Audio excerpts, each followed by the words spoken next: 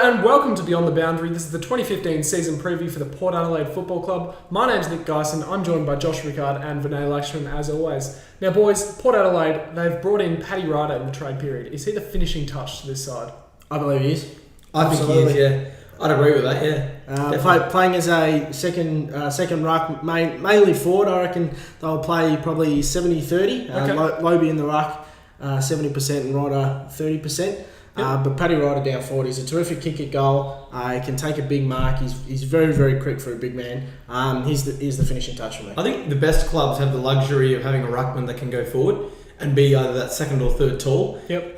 Port Adelaide haven't had that luxury in recent years because Matty Lobie is a great ruckman, but he's more what you would call a midfielder ruckman than a forward ruckman. He gets a lot of tackles. He tackles very well. He's the number one ruckman for tackles, and he's also, he can win a bit of the ball on his day. Yep. But he's not so much a marking, goal-kicking forward, a ruckman, in the way that maybe David Hale is, maybe sometimes Aaron Sandilands can be, that kind of thing. So he reminds me a lot of Shane Mumford in the way he plays his footy. Yeah. If people want a broader perspective, everyone knows how Shane Mumford plays. Correct. He's a bit like that. He tackles hard and he makes his presence felt. Yeah. Doesn't necessarily get forward and kick goals, but he wins the ruck taps, tackles well. Follows it up, yeah. You sort of highlighted how they each have their own strengths. In Paddy Ryder's that marking, goal-kicking kind of ruckman, and Lobie's that midfielder's ruckman who can lay the pressure in the midfield. Yep. Would you argue with that combination that they now have the best ruck setup in the league? Oh, without a doubt. I think it's a very good ruck setup. I think it'll be interesting to see how they work together. Yep. I don't think it's fair for us to say they're the best ruck setup in the league until we see how they work together.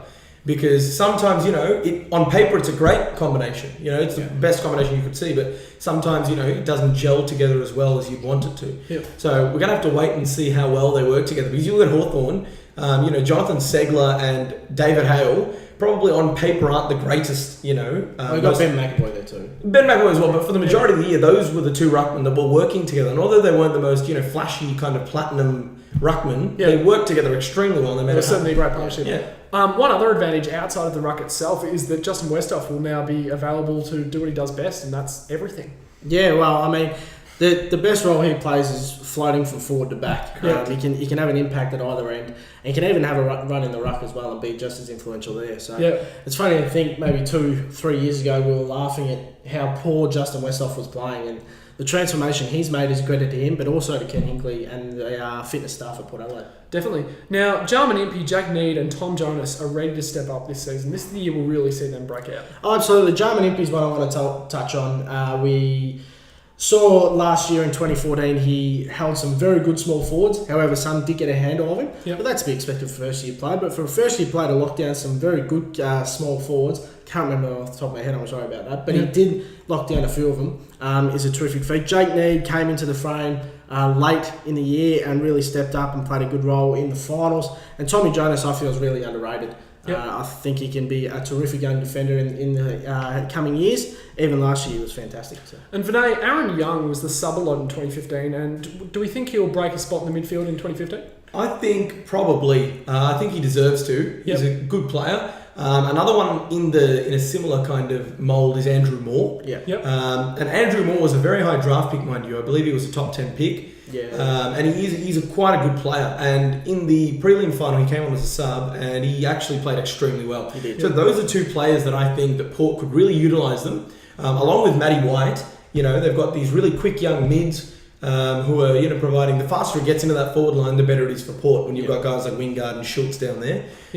So I definitely agree with that they should see more game time. Now we've seen another pre-season for Port Adelaide under Darren Burgess' fitness regime. Tom Cleary and Sam Colquhoun were behind Kane Cords in the time trial, which are great signs for Port. Absolutely, especially for Sam Colquhoun. I mean, he did a knee reconstruction last year, so it's good to see him bounce back. And finish, I think it was second behind Kane Corns. So Sam Colquhoun's one of those that dominated when he played in the Sandful. He was a very good player. And Tom Cleary is the buzz around Port is that he will play the first few games in Jackson Trengove's spot. And they do see him as a ready-made replacement until Trengove's back and ready. One more we just missed there is Carl Amon. He finished just behind Kane Corns as well. And he's a very, very talented young player. He was taken very late in the draft for Port Adelaide in 2013 as a small forward, outside mid kind of option, quick young player. And he's quite good. He played extremely well for the Port Adelaide Magpies last year.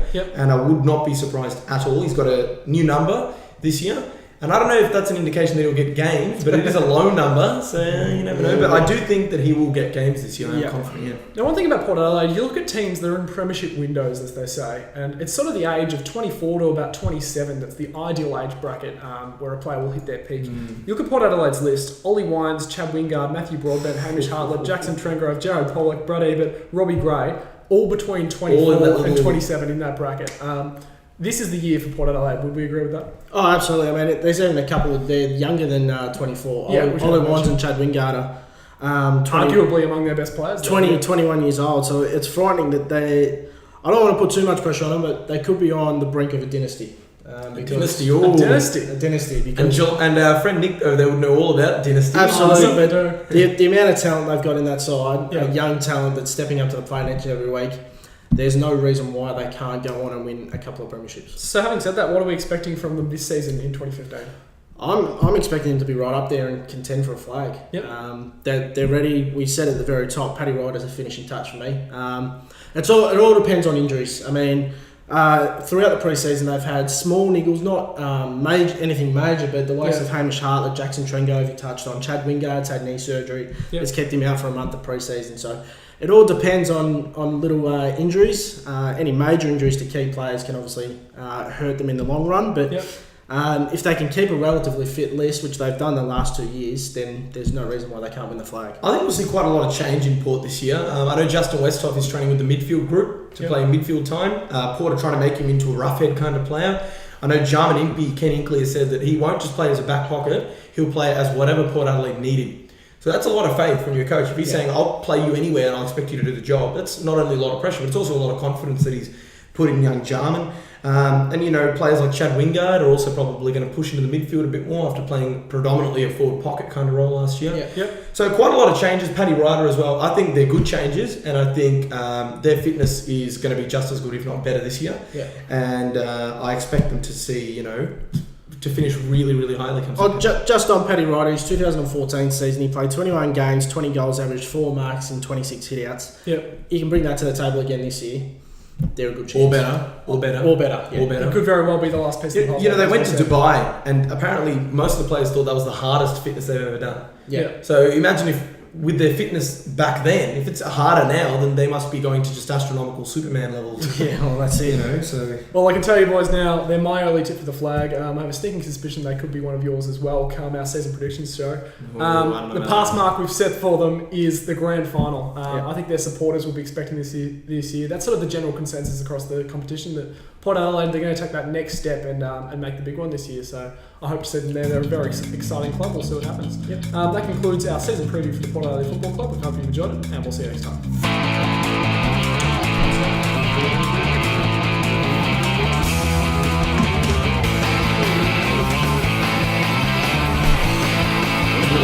You knew exactly what we were doing. I don't think there was any issues. Good timing, 18:27. And that's including a couple of seconds.